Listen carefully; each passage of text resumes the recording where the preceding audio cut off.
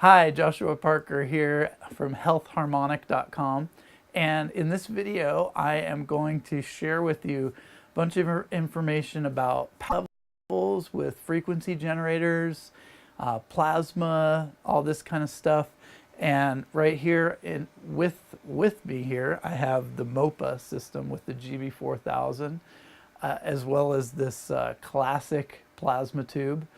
This is kind of the old style plasma tube, which I particularly like because, and I know it doesn't look as professional with the PVC pipes as the frame for it, but I like it because it's non-conductive, and I've actually had a few clients over the years that have requested me to build these custom for them. It's actually really easy to do, and anyone can pretty much do it, but if you have any kind of skills at being handy. But this is the old style. You'll see on the website the current style plasma tube, which has the aluminum frame, the aluminum stand to it. But here in this video, I'm showing you the old one because it fits well on this stand that kind of keeps it up in the frame of the video. but so with a plasma device, one of the most important things to understand is that what this is an inductive process.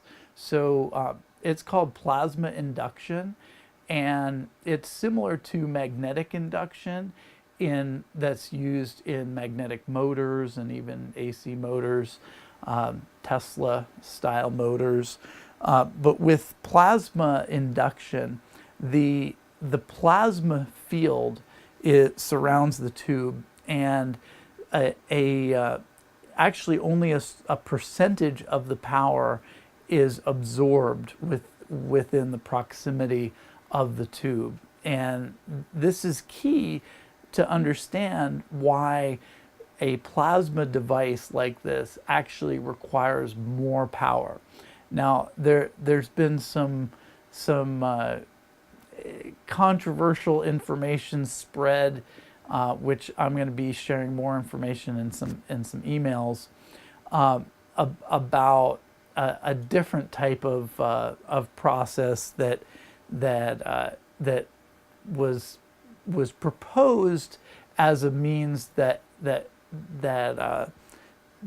where plasma, the power level is not important. Personally, I consider that bogus information, so I'm not going to get into that in this video. But for the purposes of this, I think it's really important to understand power levels. More power is needed with the plasma method, and that's why the Mopa system runs at close to 200 watts. We're at about 190 watts of RMS power, which is the average power output. So, and you can see that from the milliamp meter on the Mopa.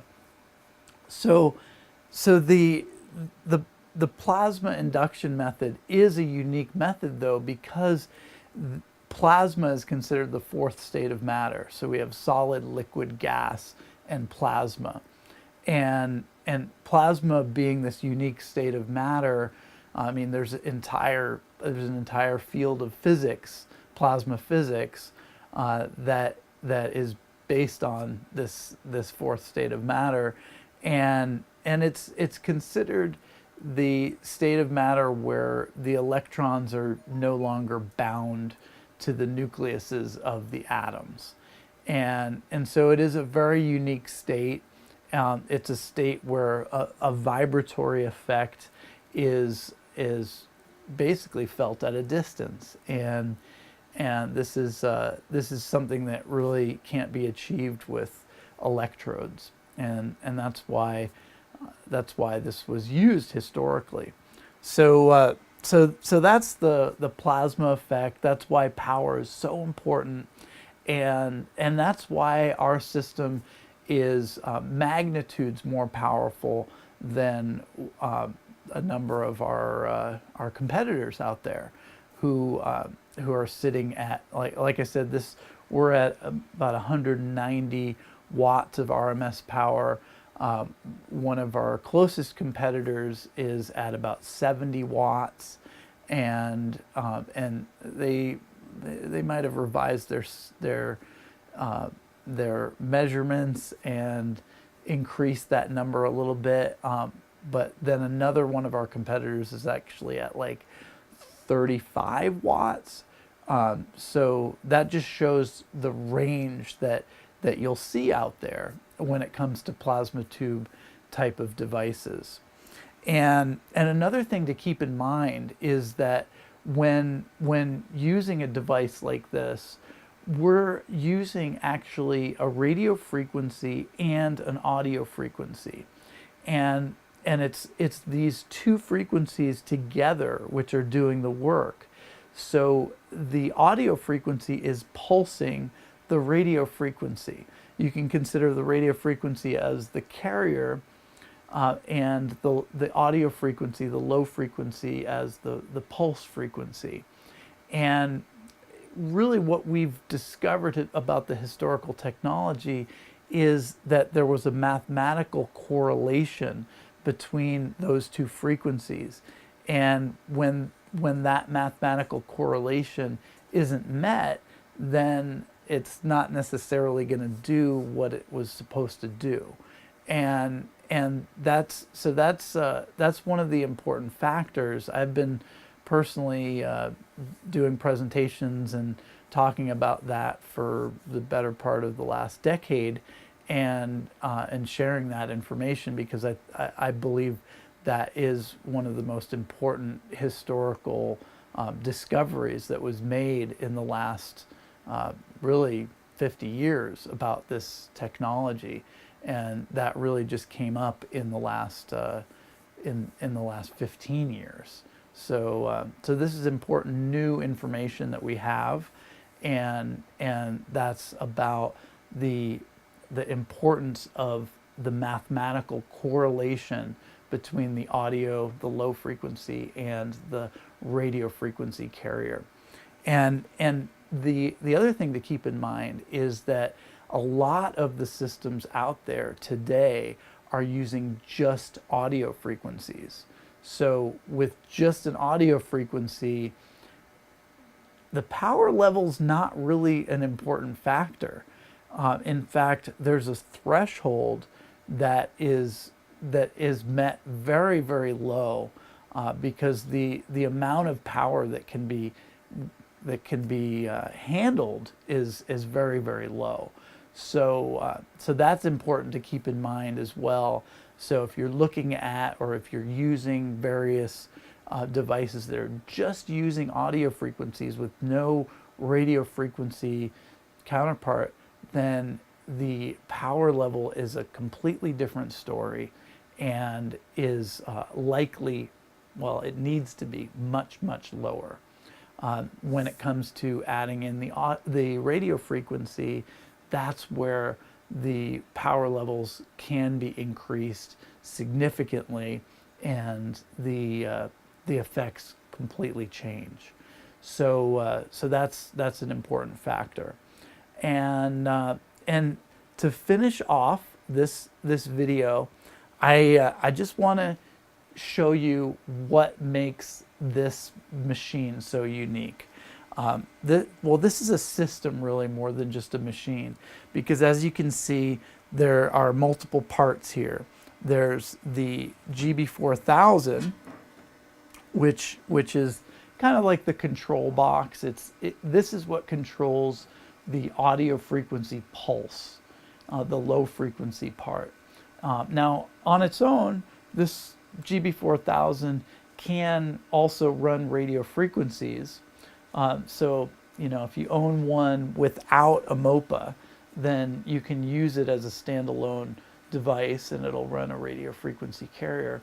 But generally, when I'm using it with the Mopa, I'm going to be using the audio frequency component to it, and running low frequencies that are going to pulse the signal from the Mopa. And putting that aside, I also want to show you what makes the Mopa so unique. Now, I don't recommend doing this at home. This is something that that could be a safety issue if you don't know what you're doing. I don't recommend removing the cover from the Mopa while it's running, like I just did.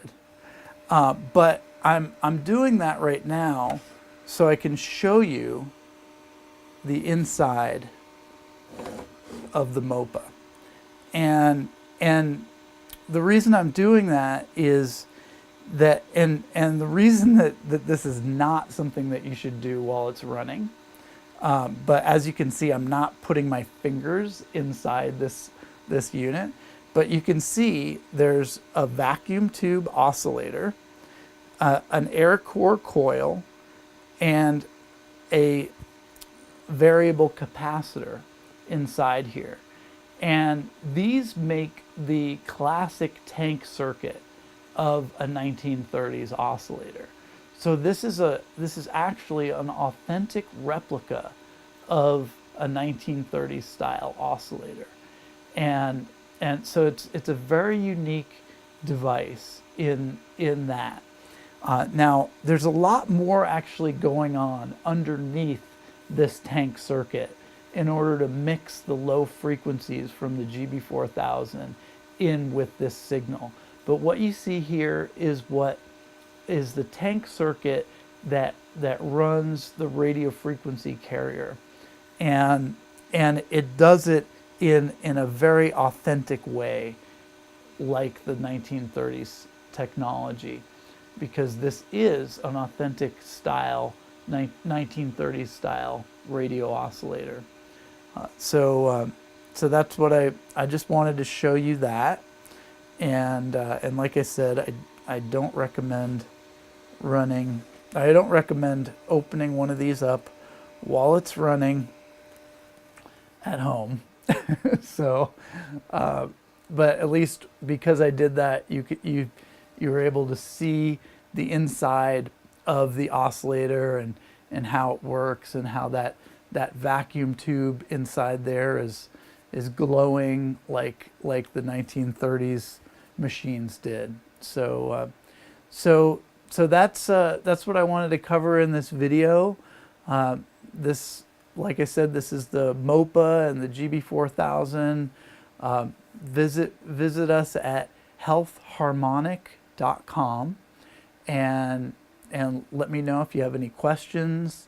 I look forward to hearing from you and answering all your questions and your feedback. And yeah, I look forward to seeing you on the site. And also feel free to type your comments below here as well on this video, depending on where you're seeing it. You may have a link here in the description that'll take you right to the machines as well. So thanks again for watching.